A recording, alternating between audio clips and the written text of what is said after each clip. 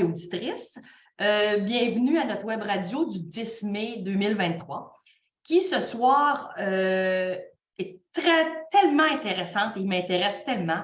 Le secrétaire d'Assemblée et les aléas de la rédaction d'un procès-verbal. Je tiens d'entrée de jeu à dire que c'est souvent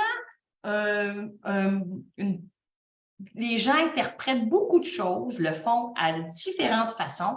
Donc, ce soir, pour notre web radio avec nos invités que je vais vous présenter dans les prochaines secondes, nous allons couvrir les choses importantes à respecter du côté légal, vous donner certains trucs pour la rédaction et on va essayer de répondre à toutes les questions qui seront posées dans le chat et je suis certaine qu'il y en aura beaucoup parce que c'est un document important.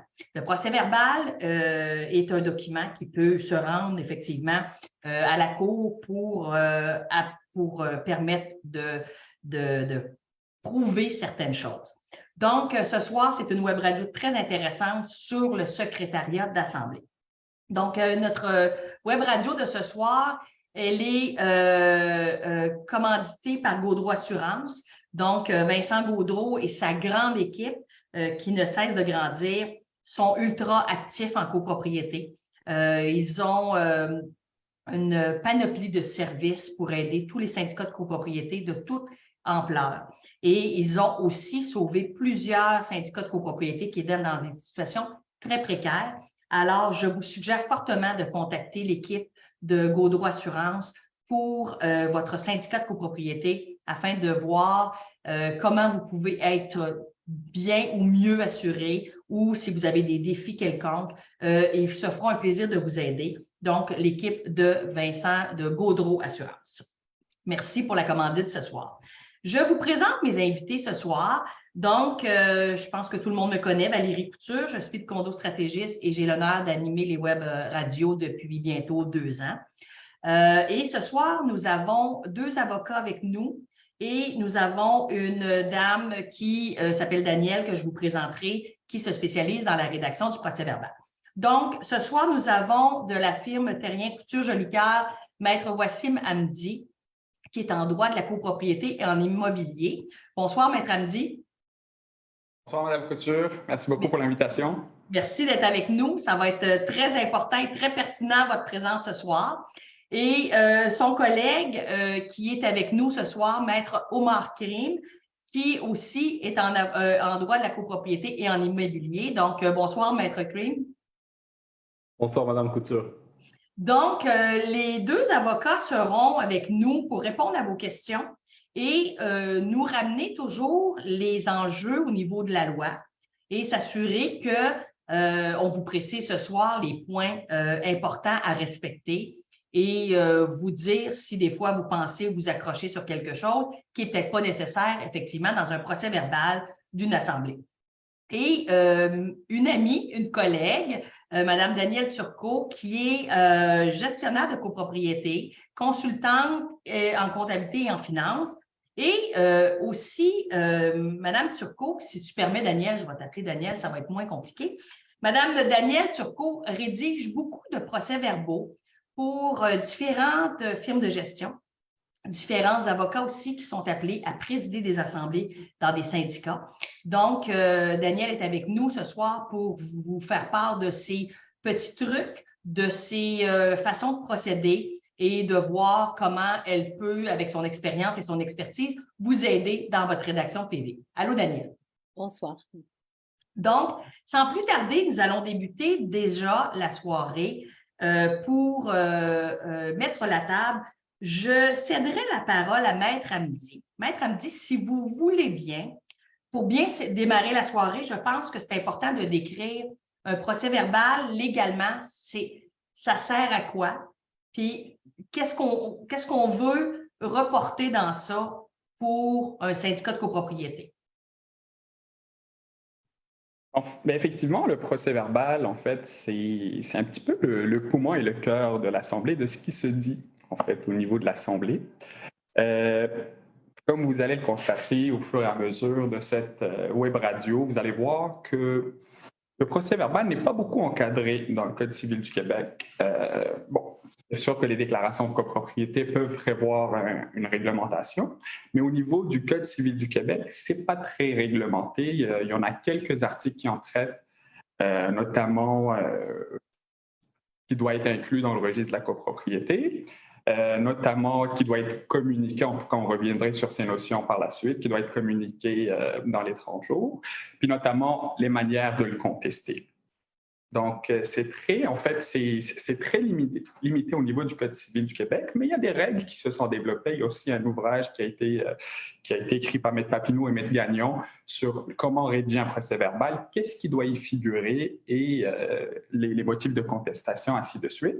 Donc, c'est un petit peu, comme j'ai dit, le poumon de l'Assemblée, puis ça permet aussi à la copropriété de garder un historique. Donc, si jamais, je ne sais pas, un acheteur veut acheter une unité, vous douterez bien que s'il y a une copropriété qui ne produit pas ses procès-verbaux, ben, ce n'est pas très tentant d'acheter une unité. On ne sait pas qu'est-ce qui s'est passé, on ne sait pas qu'est-ce qui peut nous attendre. Puis, Dieu sait qu'il y en a beaucoup de copropriétés qui n'en rédigent pas ou qui en rédigent très mal. En tout cas, je me rappelle, à un moment donné, j'ai reçu un dossier où c'était juste un petit courriel qui faisait état de ce qui s'est passé dans l'Assemblée. Malheureusement, ça ne peut pas beaucoup aider, puis bonne chance pour vendre l'unité avec des procès-verbaux comme celui-ci. Donc là, je vais vous ai un petit peu résumé un petit peu c'est quoi le procès-verbal, puis l'encadrement qui est fait. Puis je ne sais pas, Omar, si tu veux ajouter. Oui, en fait, j'amenderais dans le même sens que mon collègue. C'est vrai qu'il n'y a pas beaucoup d'articles qui traitent du sujet dans le Code civil.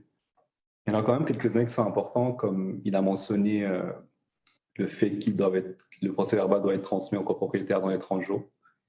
Pourquoi il doit être transmis dans les 30 jours? Parce que les décisions qui sont prises lors de l'Assemblée, qui sont constatées dans le procès-verbal, peuvent être annulées dans les 90 jours de la tenue de l'Assemblée. Donc, si un copropriétaire ne se présente pas à l'Assemblée, c'est un peu la seule manière pour lui de constater ce qui s'est déroulé dans l'Assemblée, dans le fond, avec le procès-verbal. Il y a aussi des nouvelles dispositions qui sont entrées en vigueur très récemment, notamment l'obligation qu'il soit rédigé en français. Oui. Ça, depuis 2022, c'est entré en vigueur.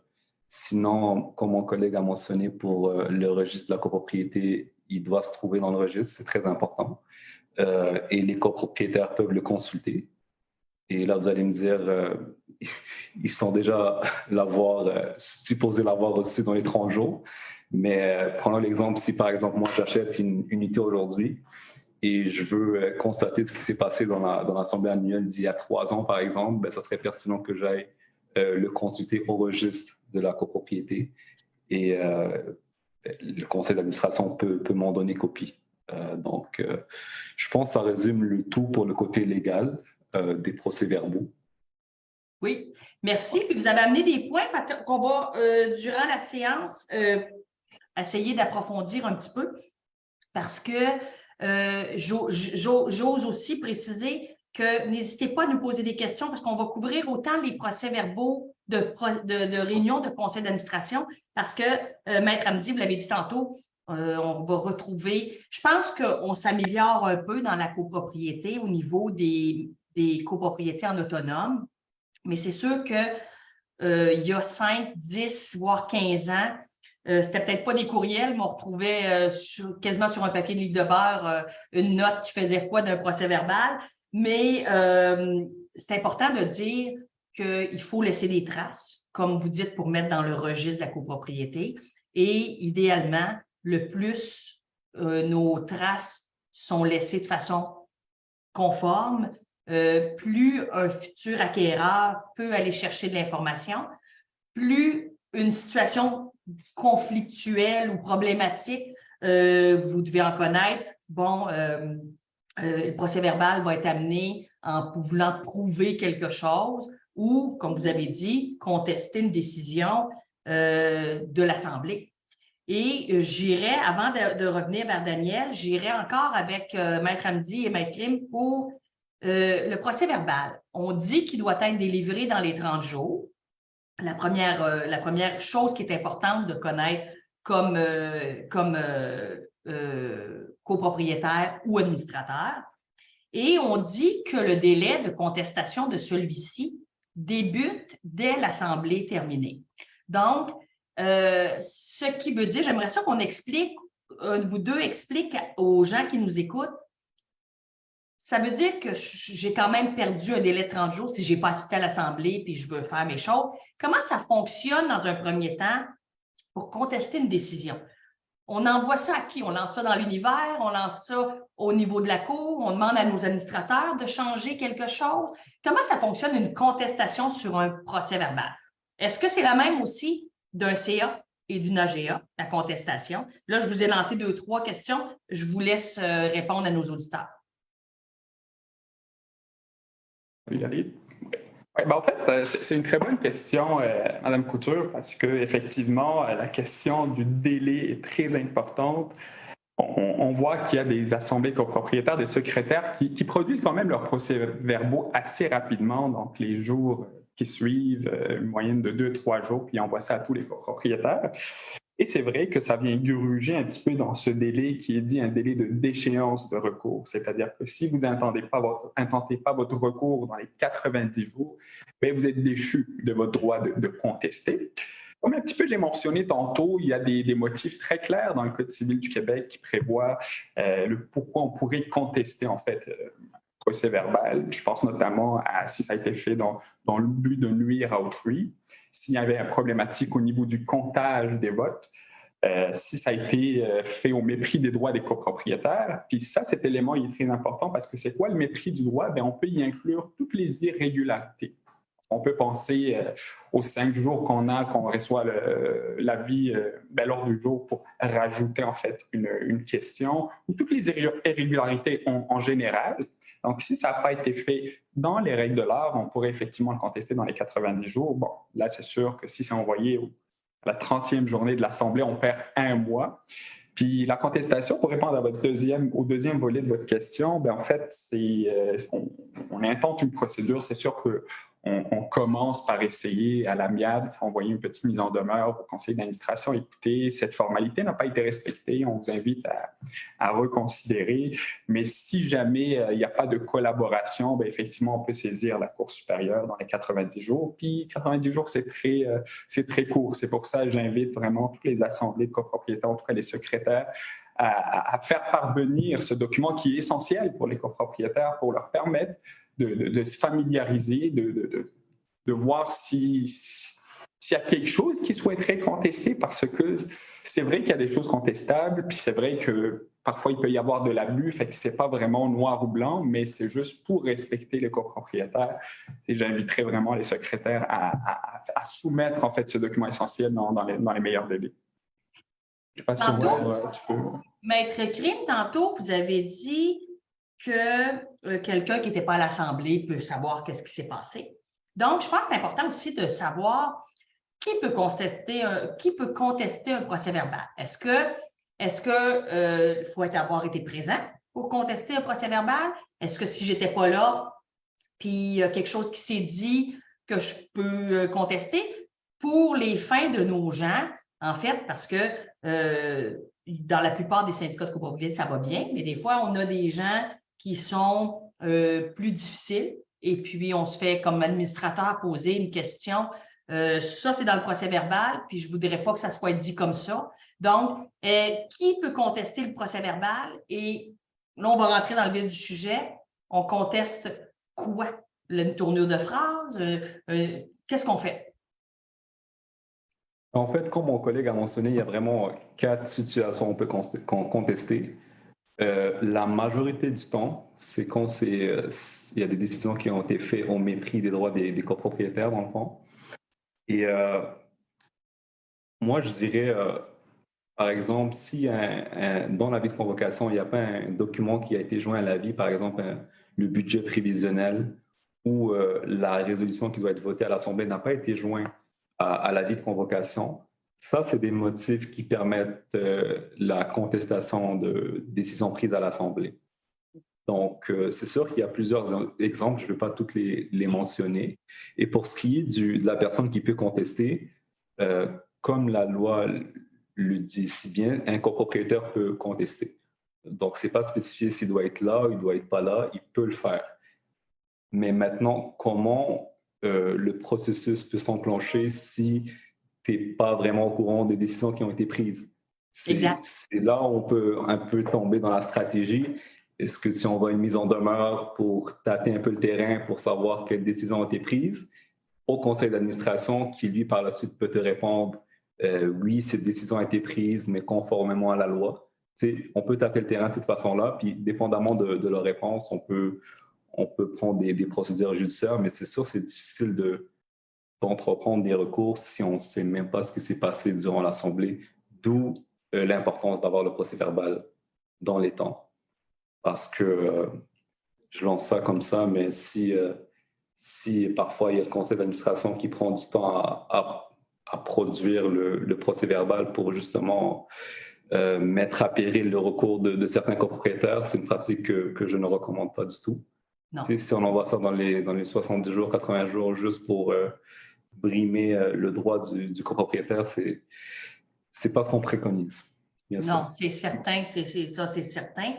Mais des grosses assemblées, c'est des fois un délai qui est assez court quand même pour la rédaction, qui permettre que ce soit bien fait. C'est difficile. Justement, si vous permettez, maître et maître, je vais parler à Daniel pour nous mettre à table sur...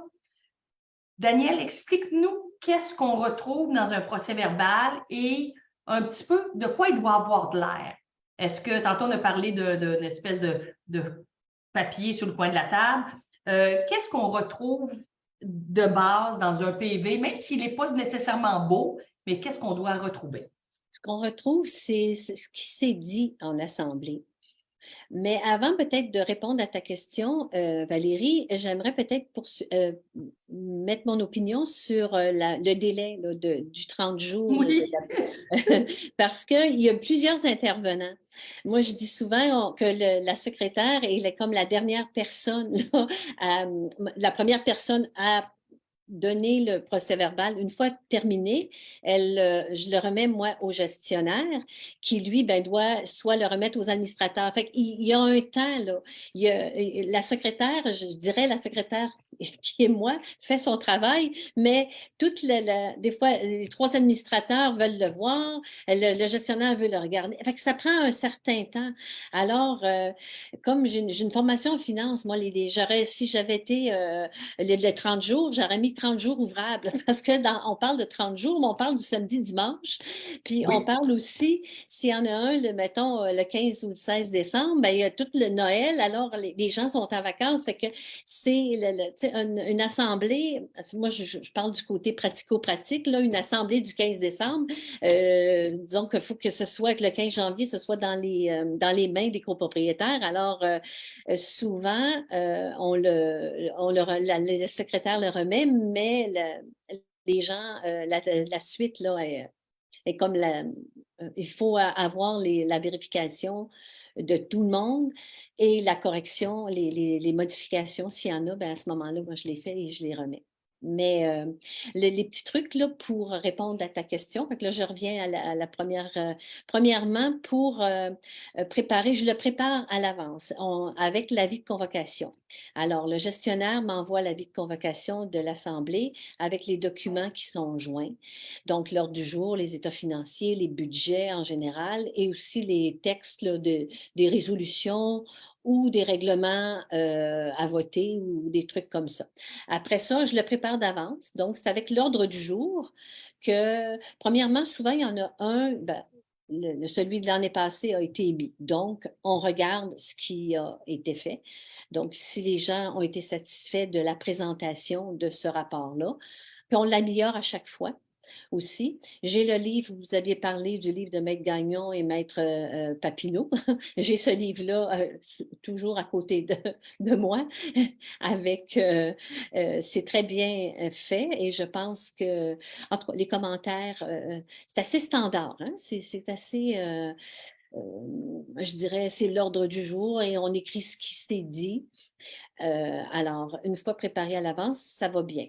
Puis la secrétaire aussi, a un rôle plutôt passif, là, on ne parle pas, sauf que souvent, quand les gens demandent des questions, Bien, à ce moment-là, on demande si le président a oublié de faire son travail, c'est-à-dire c'est quoi votre numéro d'unité, etc. Oui. Donc, à ce moment-là, ben là, j'interviens parce que pour la justesse du procès verbal à ce moment-là. Fait que là, j'écris les débats qui sont là. Souvent, il y a des discussions. Il y a toujours dans une assemblée une discussion. Là, je pourrais dire, je ne sais pas moi, l'aménagement extérieur. Là, bon, ben là, ça part. Là. On part là-dessus. Là. On part là-dessus. Alors là, le président, des fois, il dit, bon, ben là, on va régler ça autrement. Mais je trouve que, comme le président, quand il donne les directives au début, là, moi, je les inscris comme ça, ben, pas toutes les directives, mais pour que le bon déroulement de l'Assemblée. Alors, puis là, de façon virtuelle. Alors, ça, c'est à peu près ça. Puis là ben, justement, après ça, ben là, c'est en virtuel. Okay. Il y a deux choses. Hein. On en a encore de façon en présentiel pour plus les petites copropriétés. Oui. Là, si je peux peut-être me permettre en présentiel, ben là, il faut, à ce moment-là, ben, on prend les présences. Hein? On accueille les propriétaires, on accueille les participants, ceux qui ont des trucs. Il y a beaucoup plus d'étapes. Moi, j'aime beaucoup en virtuel parce que souvent, on a le quorum, mais en présentiel, ben, c'est toutes ces petites étapes-là qui sont très importantes à faire. Les procurations, puis après ça, on fait signer la feuille de présence avec le registre à jour. Après ça, on calcule le quorum, puis on transmet l'information au président qui, lui, ouvre l'Assemblée parce qu'on a le quorum. Puis souvent, on fait office de scrutateur aussi. Alors, à la fin, ça, c'est la différence en présentiel. Et on a notre enregistrement aussi qu'on prend parce que souvent, les petites copropriétés n'ont pas des systèmes de microphones, etc. pour être précis. Donc, là, moi, j'enregistre aujourd'hui avec l'iPhone, ça va super bien. Là. On le met... alors, on demande aux gens de parler fort. Et voilà, c'est à peu près ça que... Puis après ça, bon, on le présente. Bon, moi, les résolutions, pas les résolutions, mais sur proposition de, quand on fait, mettons, l'adoption du procès verbal, fait qu'on dit sur proposition de, je le souligne, je le mets en gras et je le souligne, puis la proposition est adoptée. Alors, ça montre vraiment que, mettons, l'adoption de l'autre jour a été faite correctement. Je pense que le soleil commence à me plomber chez nous. Là. Mais on le voit bien, c'est correct. C'est correct, merci, ça Daniel. va être correct. Okay. Merci, Daniel, mais tu as amené beaucoup de points, dont le premier qui m'intéresse pour Maître Crime ou Maître Hamdi. Daniel a parlé enregistrement. Bon, premièrement, une chose importante, puis je ne veux pas l'oublier, procès verbal. Adoption du procès verbal. Si je le donne dans les 30 jours puis il est adopté dans les 90 jours, dois-je le faire adopter dans un procès verbal subséquent puisqu'il est déjà adopté de lui-même après les 90 jours? Fait que c'est deux questions importantes que j'ai. L'enregistrement, est-ce qu'on doit dévoiler aux gens qu'on enregistre? Est-ce quelqu'un peut nous empêcher d'enregistrer? Et au niveau de l'adoption des procès-verbaux, est-ce que c'est maintenant dû parce qu'on doit le produire, ça s'adopte d'emblée, ou il faut faire la formalité quand même? Partager les questions. Écoute, je vais prendre celle de l'enregistrement puis pour celle de l'adoption du procès-verbal parce que c'est une question que, oui, effectivement, on le voit souvent, adoption de procès-verbal, mais écoute, je laisserai Maître Crème renchérir. Mais pour l'enregistrement, c'est une question très, très importante parce que j'en ai eu quelques dossiers comme ça où les copropriétaires demandaient une copie de l'enregistrement, donc à la secrétaire ou à la compagnie de gestion. Nous, à Terrien Couture Jolicoeur, on est d'avis que c'est pas un document, c'est pas un élément matériel qui doit être contenu dans le registre de la copropriété. On est d'avis que ça peut être utilisé pour des fins à l'interne seulement pour la secrétaire pour l'aider dans la rédaction du procès-verbal parce qu'on a eu des assemblées de 300-400 unités, fait que vous comprendrez que c'est pas très aisé sans un enregistrement de procéder à la rédaction du procès-verbal. Fait que nous, on est d'avis que les copropriétaires n'ont pas droit à cet enregistrement dans un premier temps. Dans un deuxième temps, le secrétaire doit détruire cet enregistrement après s'en être servi pour les rédactions du procès-verbal, parce que vous le savez, avec la loi sur le renseignement personnel, surtout en ce moment, c'est très d'actualité, fait que ça doit être détruit. Et donc, pour répondre à votre question, oui, on peut enregistrer, mais on doit le détruire par la suite. Puis un copropriétaire, normalement, il n'y a pas un droit que le Code civil du Québec lui prévoit pour obtenir une copie de cet enregistrement-là. Est-ce qu'un copropriétaire peut s'opposer à l'enregistrement de la séance?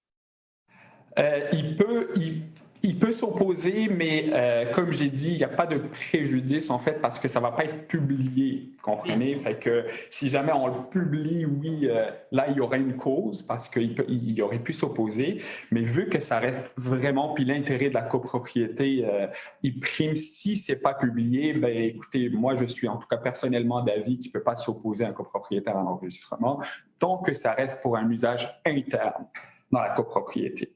Donc, j'entends que la destruction de l'enregistrement est obligatoire suite à la rédaction du procès-verbal étant terminée.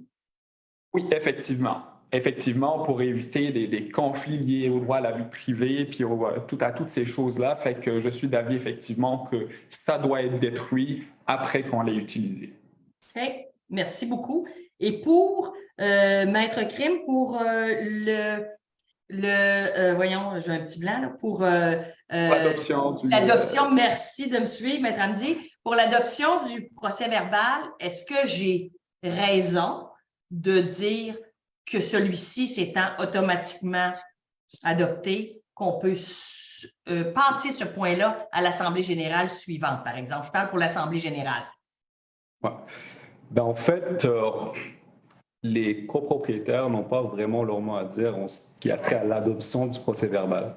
Okay. Une fois le délai de 90 jours écoulé et qu'il n'y a pas de contestation, oui, le procès-verbal relate ce qui a été discuté durant l'Assemblée et il fait état de ce qui a été discuté durant l'Assemblée.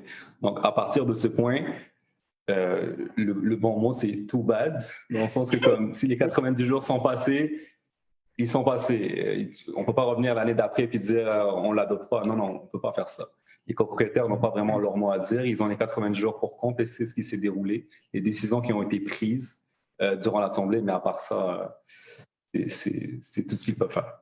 Parfait. On a quelques questions dans le chat qui tout d'un coup commencent à arriver.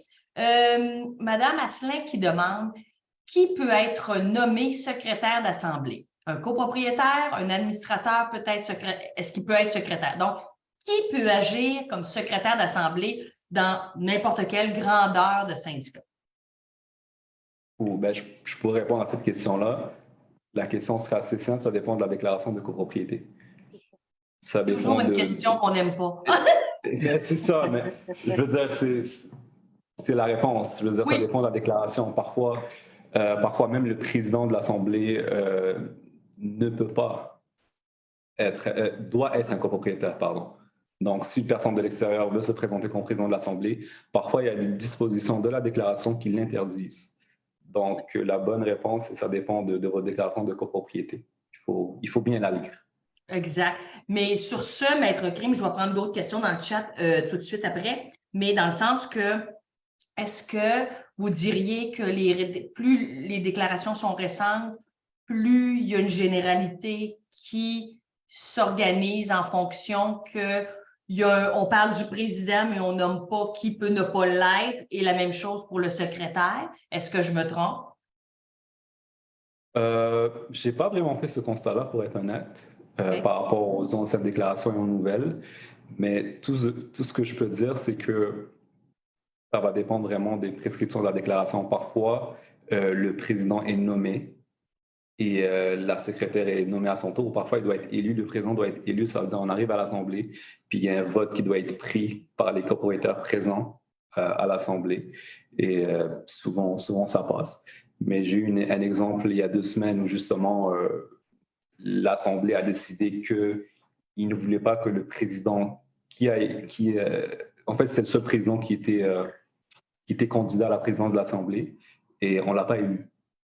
Donc là, on se retrouvait avec une Assemblée sans président et finalement, il y a un copropriétaire qui s'est volontairement C'est ça. Il s'est proposé volontairement, il a été élu à la majorité, mais c'est sûr que ça peut causer certaines problématiques s'il y a un vote qui doit se prendre et finalement le président qui devait présider l'Assemblée n'est pas élu. Donc on se retrouve avec un vide.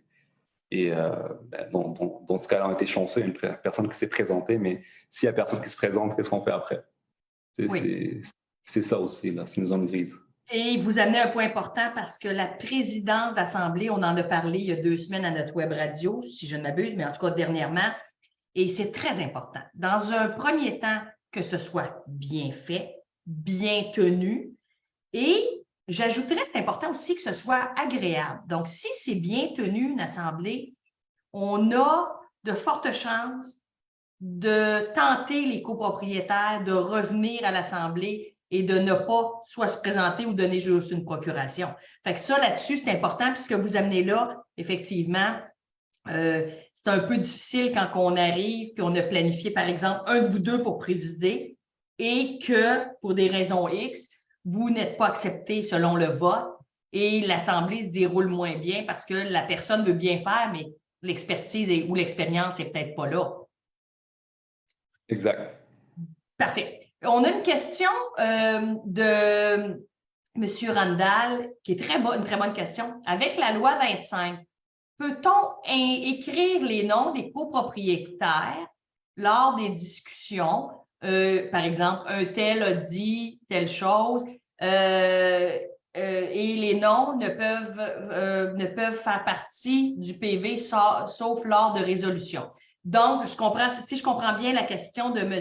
Randall, c'est avec la loi, l'accès à l'information, les renseignements personnels, excusez-moi, qu'est-ce qu'on peut écrire dans le PV, les noms, tout ça. Je me doute bien de la réponse que vous allez me donner, mais c'est important de penser maintenant qu'est-ce qu'on peut mettre et qu'est-ce qu'on ne met pas. Exact. Madame Turcot, peut-être vous avez plus d'expérience de ce côté-là, mais moi, dans mes récentes assemblées, on écrivait les noms des copropriétaires avec leur unité entre parenthèses pour bien mais je pense que c'est ça qui se fait, Madame Turcot, si je ne me trompe pas. Oui, c'est exactement ça que je fais parce que justement, quand on a l'avis de convocation, je demande souvent aussi dans les petites copropriétés où la plateforme, disons, c'est par Zoom, je demande la liste des copropriétaires, puis je mets leur nom et leur numéro.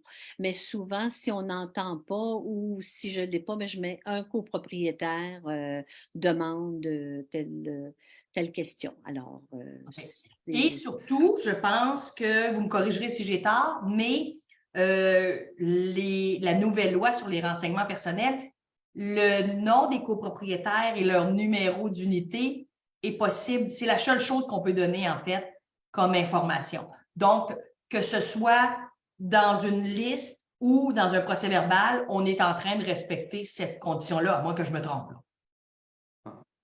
Effectivement, puis tant qu'on n'écrive pas dans le procès-verbal, Mathieu Tremblay dans le 514.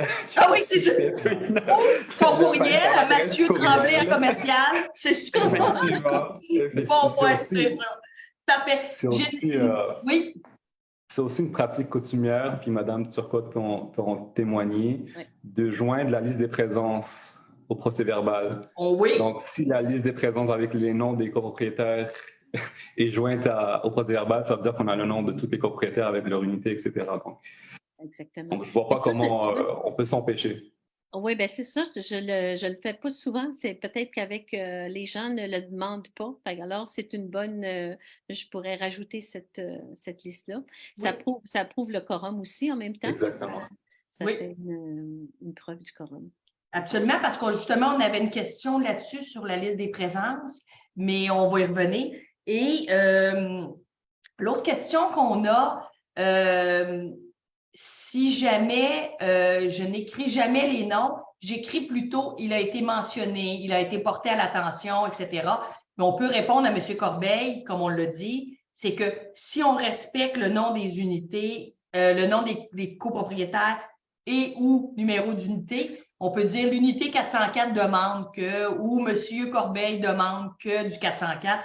C'est des choses comme ça, mais comme on a dit, pas de courriel, pas d'adresse si les gens n'habitent pas sur place. Monsieur du 4725 rue Mont-Tremblant, parce qu'il n'habite pas dans la copropriété, c'est des choses qu'on ne peut pas partager en tant que telles.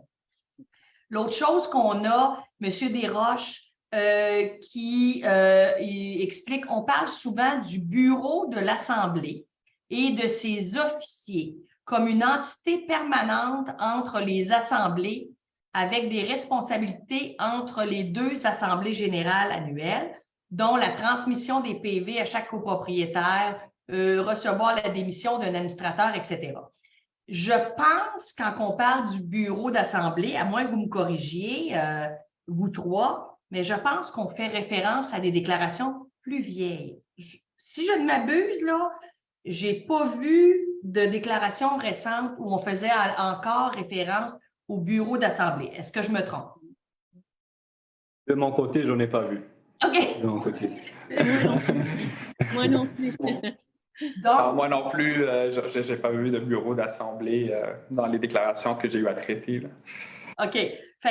Mais malgré que ce soit de vieilles déclarations, il faut se méfier parce qu'il y a toujours des choses là-dedans qui restent quand même à respecter. Donc, je tiens à dire que des fois, il y a des choses dans notre déclaration qui ont été modifiées par des articles du Code civil, mais quand il n'y a pas eu de modification, comme par exemple, je dis n'importe quoi, mais le bureau d'assemblée, il y a un article du Code civil qui dit le bureau d'assemblée n'existe plus. Ça veut dire que là, mais si M. Desroches, là, dans sa déclaration de copropriété, le syndicat doit encore respecter si le bureau d'assemblée doit, par exemple, nommer un administrateur qui est responsable de recevoir les démissions ou quelque chose. Est-ce que je fais erreur ou je dis vrai? Ah, vous dites vrai, puis c'est un petit peu le même principe que dans le droit des contrats, quand on dit qu'une clause invalide ou nulle n'invalide pas tout le contrat. Okay? Donc, c'est un petit peu la même chose. Donc, s'il y a effectivement une disposition qui entre en conflit ou en contradiction avec une disposition de la déclaration à cause d'une mise à jour, d'une réforme, etc., c'est sûr que cette clause-là va être nulle, mais ça ne va pas invalider le reste de la déclaration de copropriété. Effectivement, Mme Couture. Parfait. On a une autre question aussi. Est-ce qu'on doit dire si on enregistre la réunion devant les gens ou maintenant, comparativement avant la COVID, parce que ça a été un grand changement aussi au niveau de ça. Est-ce qu'on doit aviser les gens qu'on enregistre ou maintenant c'est toléré, puis après ça, comme vous avez dit tantôt, Maître Hamdi, on doit rédiger le procès-verbal et s'occuper de détruire la pièce. Est-ce qu'on doit aviser quand même les gens qu'on enregistre la séance? Oui, effectivement, il faut aviser les gens. Comme d'ailleurs, je ne sais pas si cette entrevue est enregistrée, mais dans les Zooms et les Teams de ce jour, on voit toujours un petit message. Cette réunion est enregistrée. C'est pas pour rien qu'on le voit, c'est effectivement pour aviser les gens. En tout cas, si les gens sont enregistrés, puis que là, ils ne voient pas le petit, en tout cas, Gabriel nous le dira, mais de façon... moi, je le vois peut-être que c'est un petit peu caché. Mais moi, je vous l'ai dit quand vous étiez invité que vous allez être enregistré puis rediffusé à outrance. On a accepté. C'est ça. Effectivement, il faut dire aux gens, c'est sûr que les gens, parfois, ils s'habituent parce qu'ils savent qu'ils sont enregistrés ou on leur dit, comme en l'occurrence, mais oui, c'est effectivement le cas. OK, donc on doit le préciser. Parfait. Est-ce qu'on devrait, à ce moment-là, est-ce qu'on devrait le noter au procès-verbal que le président ou la présidente d'Assemblée a indiqué que la réunion était enregistrée? Moi, je l'indique tout le temps, pour faciliter la rédaction du procès-verbal. Okay. C'est une phrase standard que je mets là-dessus. Puis le procès-verbal aussi, j'inscris en passant aussi, j'inscris les invités. Parce que souvent, il y a des gens, des experts qui viennent là, pour la toiture ou même aussi, souvent, j'écris, des fois, c'est pas moi qui signe le procès-verbal. C'est la secrétaire du conseil d'administration qui me nomme. Qui veut. Donc, je me dis, ce que j'écris, c'est que je rédige au nom de la secrétaire. du conseil d'administration. Fait que ça, je le dis aussi. Donc, c'est pas moi qui signe parce que les gens veulent être souvent dans ces situations-là, ils veulent être bien présents là, dans l'Assemblée. Et donc, elle ne veut pas on va dire, comme se badrer de rédiger ou d'écrire au cas où, des fois, les enregistrements ne fonctionnent pas. Parce que souvent, ça peut ne pas fonctionner. Donc, il faut prendre des notes. Ça, je prends des notes quand même. C'est assez quand même, je dirais, assez exigeant. Il faut vraiment écouter et écrire parce que si l'enregistrement n'est pas bon ou complètement nul, ben, au moins on peut recréer le procès verbal.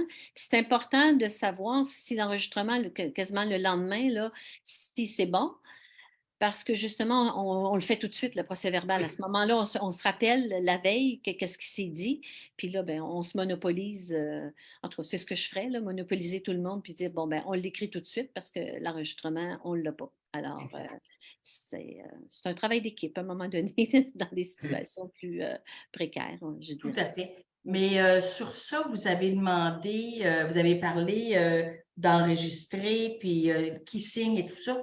Effectivement, on a même une question. Il y a Mme Clich qui dit est-ce obligatoire de signer les procès-verbaux? Oui. Dans un premier temps. En fait, c'est la secrétaire ou le secrétaire, en tout cas la personne qui rédige le procès-verbal. Nous, on est d'avis que ça va de soi qu'elle doit signer le procès-verbal. Là, la question qui se pose, puis on le voit souvent, c'est que le président signe d'un bord, puis le secrétaire d'un bord ou la secrétaire d'un bord. Nous, on est d'avis que plus il y a des signatures, malgré que ce ne soit pas obligé, par exemple, dans le cas d'un président qui signe le procès-verbal, mais plus il y a des signatures, plus ça confirme l'exactitude de ce qui était rapporté dans le procès-verbal. Parce que le président, avant de signer, va être comme « OK, j'ai dit ça, oui, tout convient ». Fait que je viens juste rajouter, en fait, un poids à la valeur du procès-verbal, même si, normalement, le procès-verbal, il a une valeur en soi.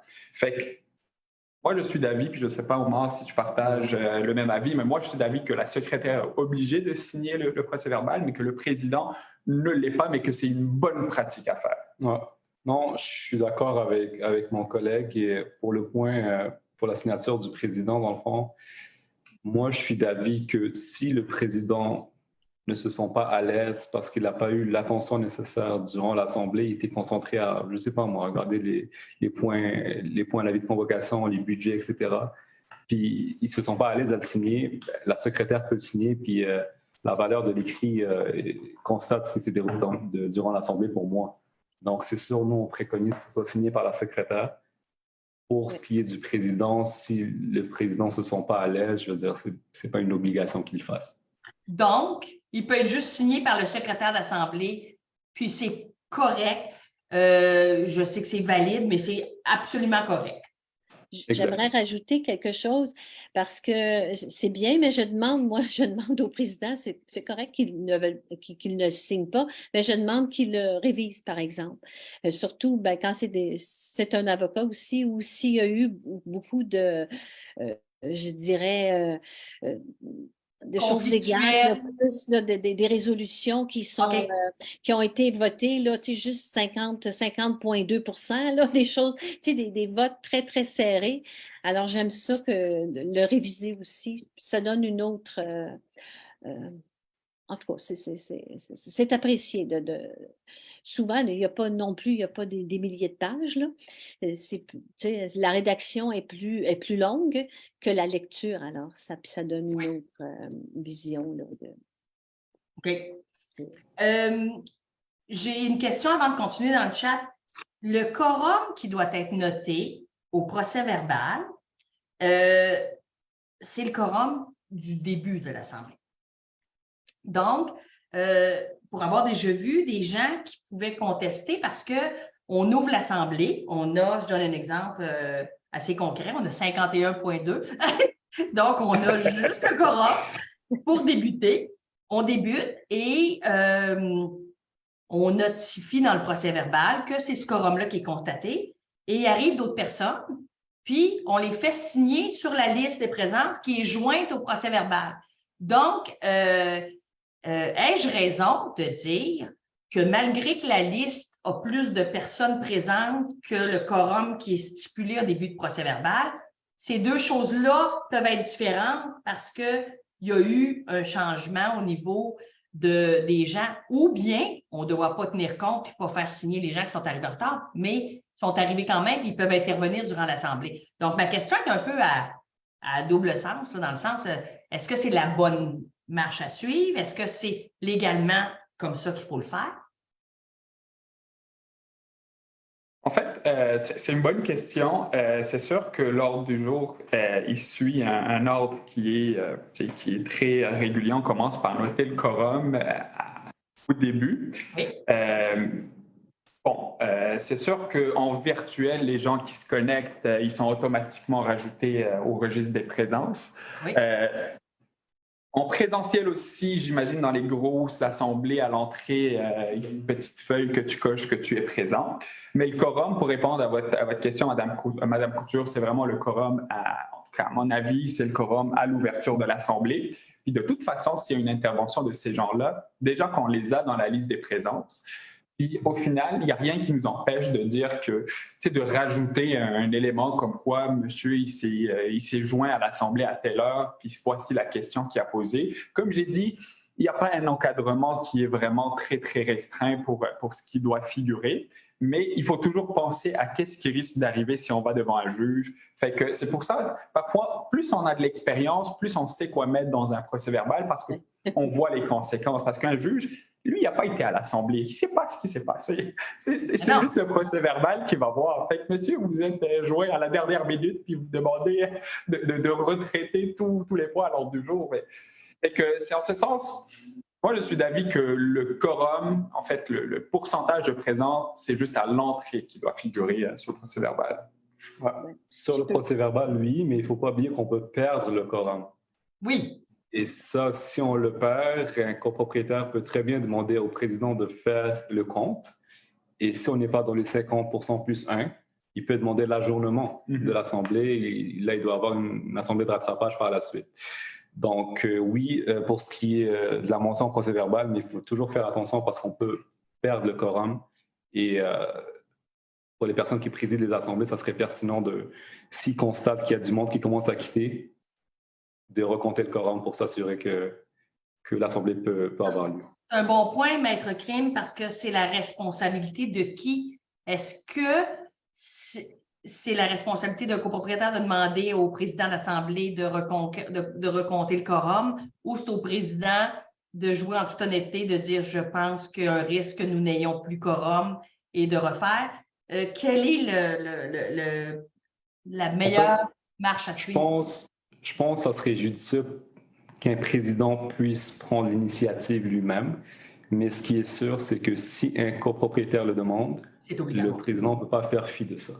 Parfait. Si un copropriétaire se rend compte que la salle commence à se vider, puis il y a 30-40% des personnes qui étaient là au départ qui ont quitté, ben, ça serait pertinent pour le président de prendre l'initiative puis de faire le compte. Puis à la fin de la journée, je pense que c'est pertinent non seulement d'avoir le quorum, mais d'avoir le nombre de personnes nécessaires pour pouvoir prendre des votes, notamment des votes, que ce soit en modification des règlements, de l'acte constitutif. Il faut avoir un certain nombre de personnes dans ces cas-là. Et c'est pour ça que c'est judicieux pour le président de faire le compte puis d'ajourner l'Assemblée s'il le faut. Enfin. Effectivement. Danielle? Oui, en général, l'expérience, comme vous avez dit tantôt, c'est le quorum, c'est au début, là, quand on ouvre l'Assemblée, là, c'est là, à ce moment-là, au début, à l'ordre du jour. Là. Mais aussi, quand il vient le temps des votes ou des résolutions, c'est pour recompter, mais on s'assure que le quorum est là. Qu'on ait le quorum à 51,2, à 53, 54, l'Assemblée est correcte. Si quelques copropriétaires qui se rajoutent, c'est peut-être pas nécessairement important de le rajouter par après, mais au moment de vote, bien, c'est sûr qu'il faut vérifier. Et dans presque toutes les assemblées, le président le fait d'emblée.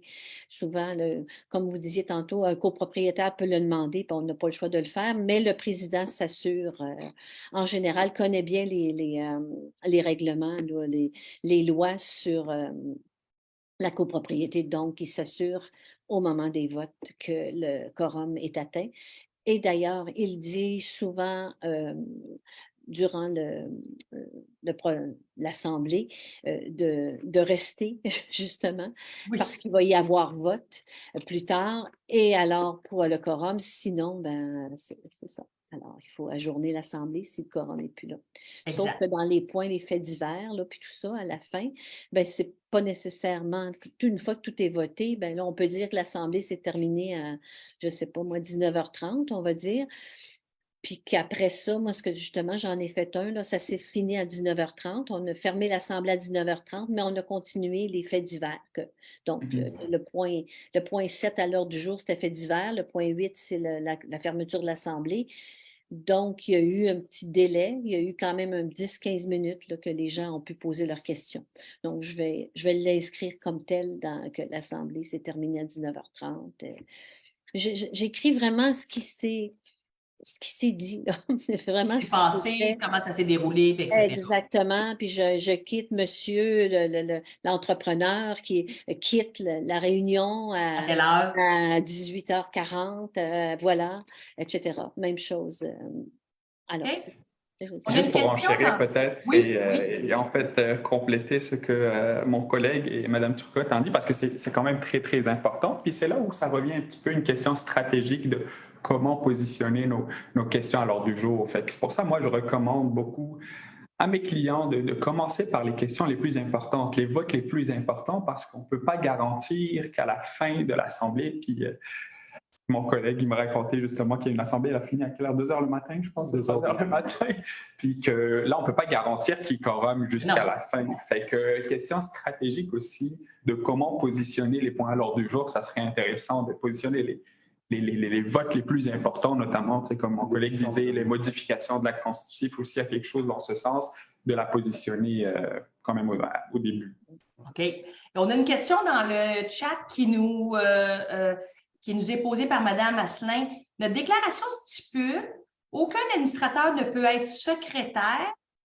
Par contre, je n'ai pas de copropriétaire bénévole. » Ça veut dire que quoi faire? C'est qu'elle n'a pas le choix d'engager Mme Turcot. Je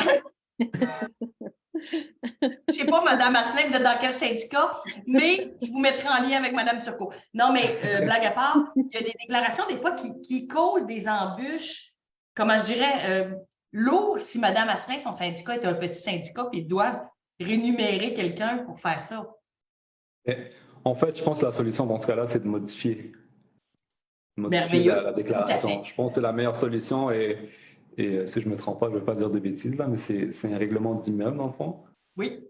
Je ne me trompe pas. Fait qu'on n'a même pas besoin de le faire notarier, ni de le publier au registre foncier. Donc, ça se fait très facilement. Et je pense que c'est la meilleure solution et c'est la solution la plus rapide. Tout à fait. Très bon point et très bon enlignement à donner à Mme Asselin et son syndicat. On a Mme Gay qui dit « Ah oui, c'est bon ça. On ne parle plus du vice-président d'Assemblée et de son rôle, qu'en est-il? » C'est vrai qu'on n'en parle plus et moi, je peux vous dire que ça m'est arrivé une fois, mais l'avocat qui était avec moi avait été choisi pour présider l'Assemblée, mais sa femme était enceinte, mais il me dit « Bah, c'est correct, ça va bien aller, tout ça. » Donc, il dit « Exceptionnellement, ce soir, je vais te faire nommer comme vice-président parce qu'on ne sait jamais. » Et 5 minutes après qu'on ait commencé, le texto sonne et il doit quitter. Donc, est-ce qu'on devrait toujours nommer un vice-président d'Assemblée pour prendre charge, parce que le rôle du vice-président, c'est de remplacer le président ou la présidente d'Assemblée. Est-ce qu'on devrait toujours le faire, les maîtres Hamdi et Krim? Comment vous voyez ça, le vice-président de l'Assemblée?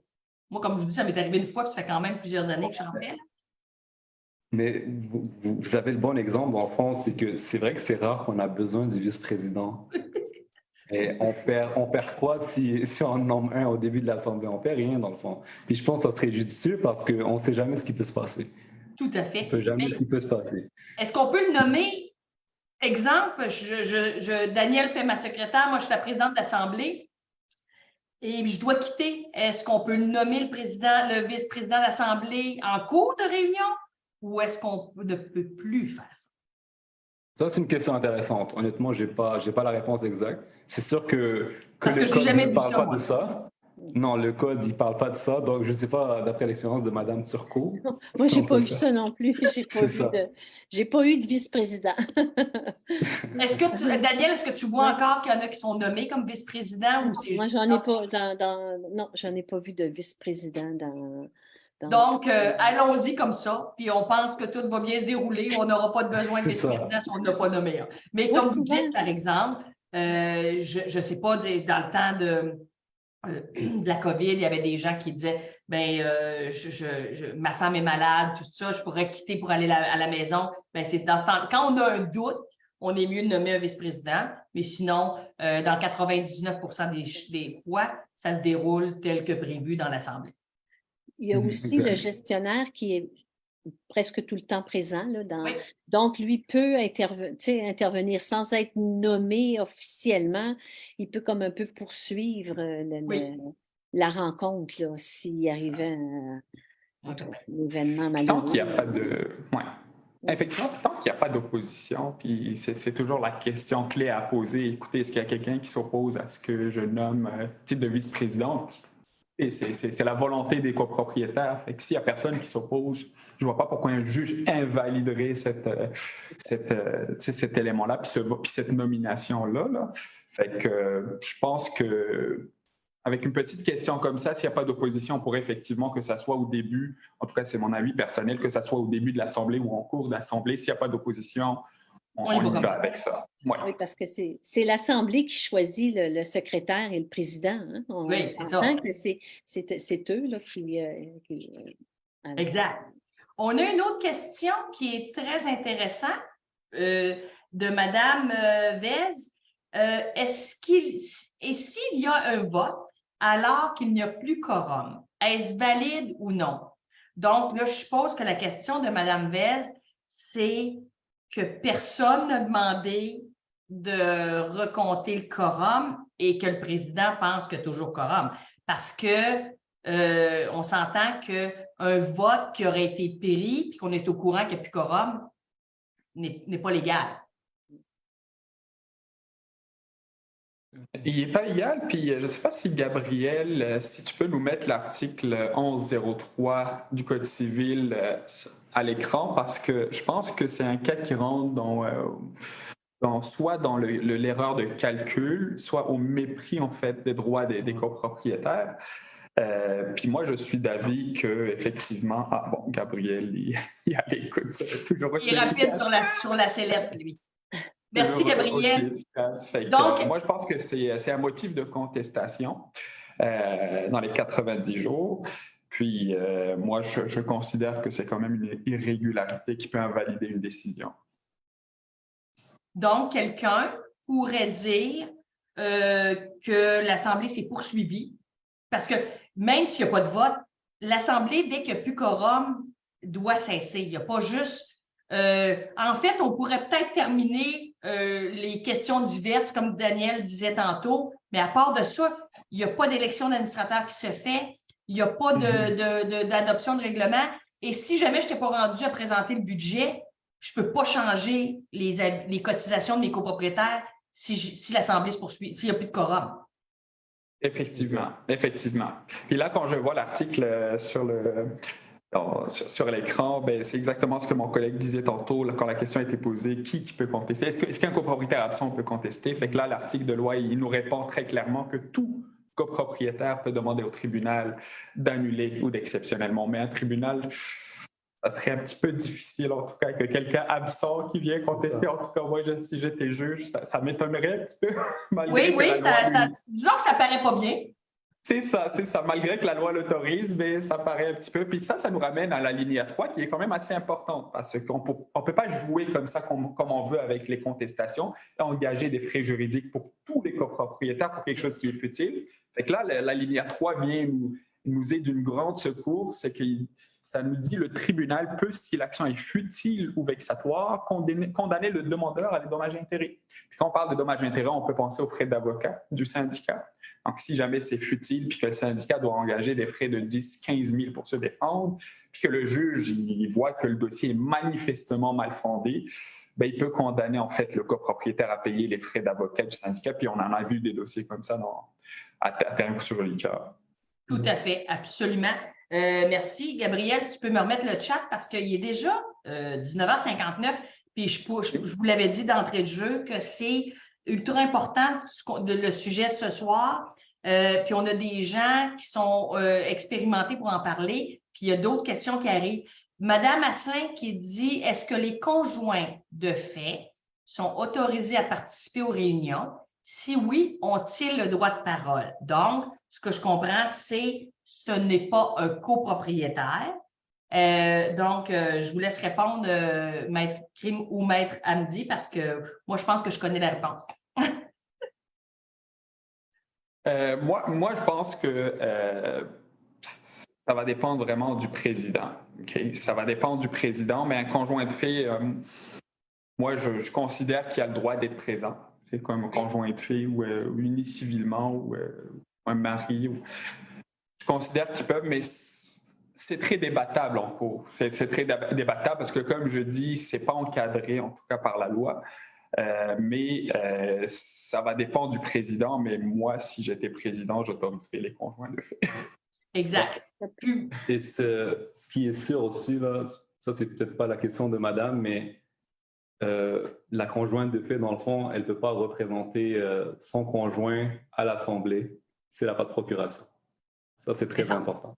C'est très important. Si on veut représenter un copropriétaire, on a besoin de procuration, que ce soit son conjoint de fait ou sa femme, on a besoin d'une procuration. Effectivement. Et ce qu'on voit souvent, c'est qu'on accepte les conjoints. Cependant, ils n'ont pas nécessairement le droit de parole parce qu'ils ne sont pas copropriétaires. Mais naturellement, si je suis avec mon conjoint, puis je dis, as-tu pensé à poser cette question-là, puis il peut la poser. Mais effectivement, moi, j'ai rarement vu des assemblées où on n'acceptait pas les conjoints, mais le droit de parole est surtout donné au copropriétaire qui est là, sauf, comme vous l'avez dit, Maître Krim, s'il représente l'unité ou il représente le voisin, parce que ça se peut aussi. Moi, je peux représenter ma voisine qui n'est pas là, puis je suis la conjointe du copropriétaire. Fait que ça, c'est possible. Ouais. Et juste pour ajouter, si jamais le conjoint ou la conjointe de fait cause du trouble, le président a toujours la prérogative de l'exclure de la salle ou de l'Assemblée. Oui, puis j'ajouterais même si on est copropriétaire. Oui, bien sûr. Absolument. C'est plus facile quand ce n'est pas un copropriétaire. C'est ça, j'allais dire. C'est moins laborieux quand ce n'est pas un copropriétaire, mais on s'entend très bien que l'Assemblée générale, il y a un décorum. Donc, les gens, on n'arrive pas là et on ne crie pas. Souvent aussi, on ne doit pas oublier de présenter, Daniel en a parlé tantôt, de dire comment va fonctionner l'Assemblée. Comme ça, ça aide à assurer un certain décorum. Vous vous présentez, si on est en présentiel, votre nom, votre numéro d'unité et vous posez la question après. Fait que ça aide à avoir un déroulement qui est plus, premièrement, intéressant et qui risque peut-être de garder, conserver un dérapage plus loin dans ce sens-là. Il me reste une petite question dans le chat de Mme Lagu. Ça, c'est, on avait fait la web radio là-dessus, mais on est incapable de trouver un troisième administrateur. Est-ce qu'on peut fonctionner à 2 personnes se propose? Donc, puis malheureusement, je suis obligée de dire que c'est un fait qu'on rencontre de plus en plus souvent parce qu'on a peine à combler nos conseils d'administration, parce que les gens sont moins disponibles à utiliser leur temps bénévole pour leur micro-société qui est la copropriété. Et aussi, les lois, je vous dirais, c'est devenu de plus en plus compliqué. Et on augmente beaucoup les frais de condo pour garnir les fonds de prévoyance, puis entretenir les bâtiments plus convenablement que dans les 30, 50 années qu'on a passées. Donc, ça devient plus complexe. Qu'est-ce qu'on fait? Est-ce qu'on devient un syndicat non fonctionnel si on a juste 2 administrateurs? Là, je sais tout de suite, vous allez me dire, qu'est-ce que dit votre déclaration de copropriété? Mais à 80, je vais dire 97% du temps, ça demande minimum de 3. Mais moi, j'ai certains syndicats où est-ce que j'ai un 2, puis j'ai un 1. Donc, c'est rare, mais j'ai ça. Mais si on a une déclaration qui est dans la 97% du temps, puis il faut 3 administrateurs, qu'est-ce qu'on fait? Parce que là, on parle peut-être d'un syndicat de 8 unités, 10, 12, 15, où est-ce que c'est vite épuisé, les gens, là, leur tour de rôle pour avoir joué le rôle d'administrateur?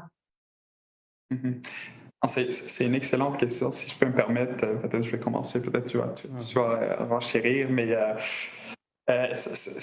comme vous l'avez prédit, la couture, ça dépend de la déclaration de copropriété, mais la plupart, en fait, c'est que quand on a un poste qui est vacant, le syndicat peut opérer quand il y a la majorité. OK, fait que 2/3, on a la majorité. Puis c'est sûr que s'il y a un acquéreur qui se présente et que lui veut devenir administrateur, le conseil d'administration a le pouvoir de le nommer en attendant la prochaine assemblée générale pour le faire voter. Ça, c'est légal dans la plupart des déclarations de copropriété.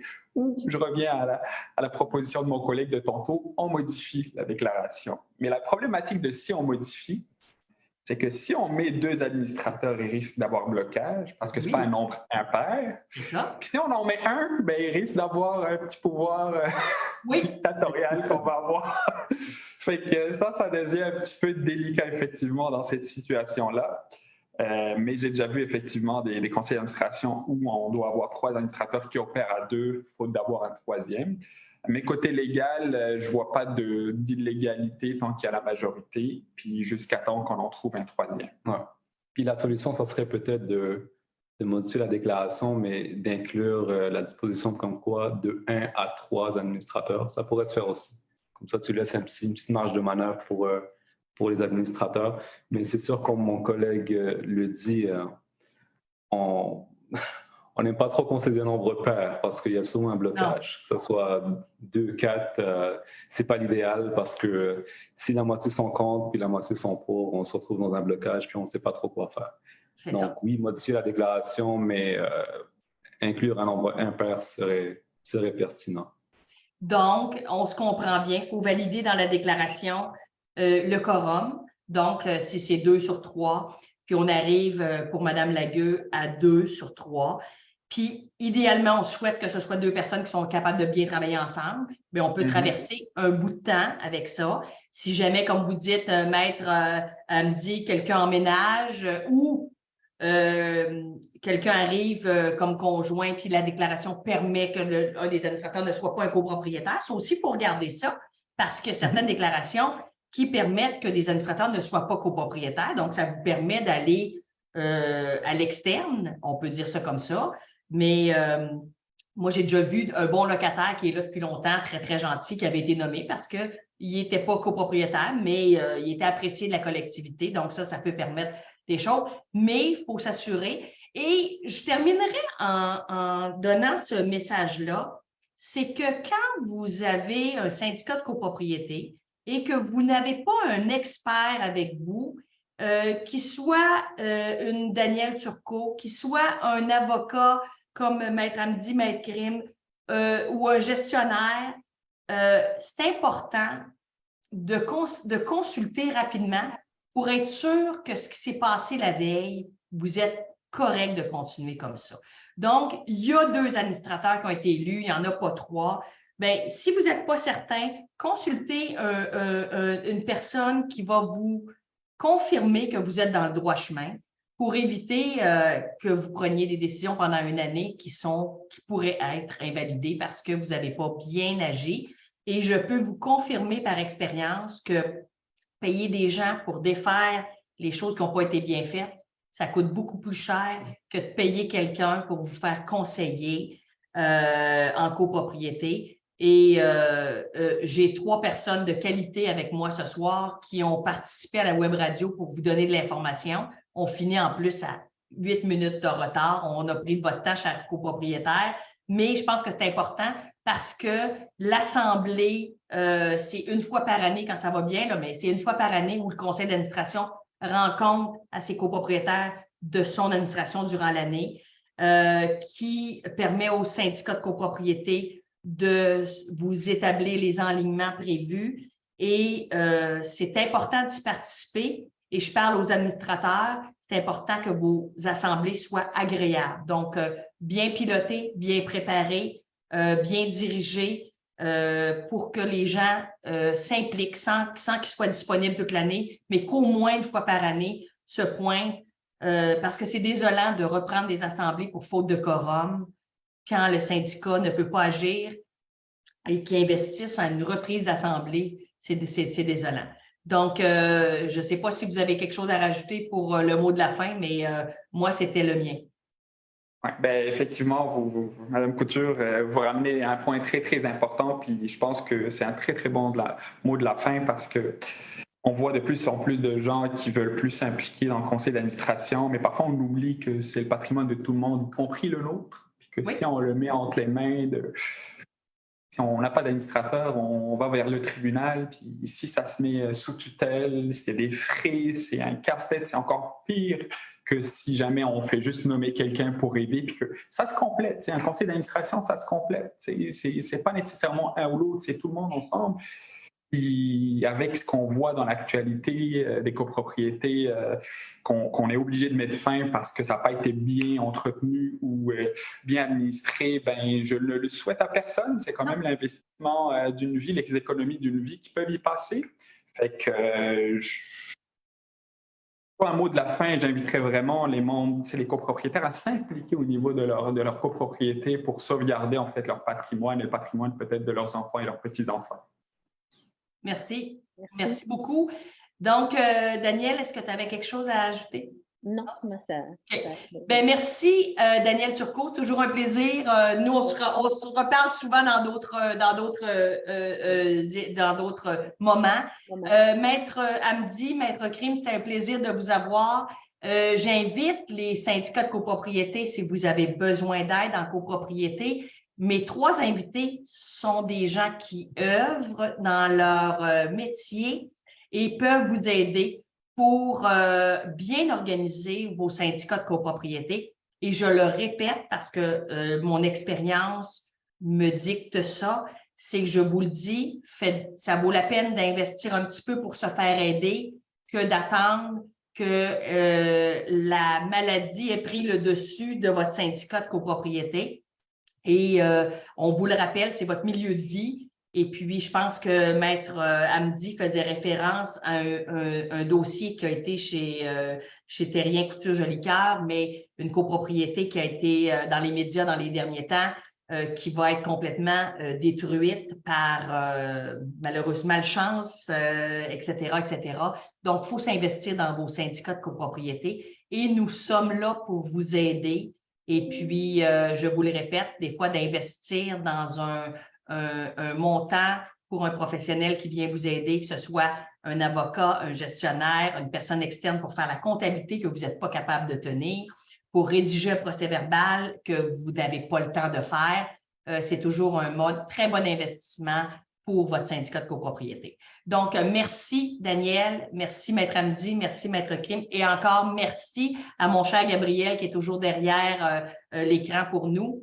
Donc, on vous présente devant l'écran le livre de Maître Christine Gagnon et Yves Papineau sur les procédures. En plus, vous avez des gens au Québec qui écrivent des livres. Maître Jolicoeur, Maître Papineau, Maître Gagnon sont les 3. La relève est là. J'imagine que dans 5-10 ans, Maître Crime et Maître Hamdi vont écrire des livres, mais on a des bons livres en copropriété. Achetez-les, référez-vous.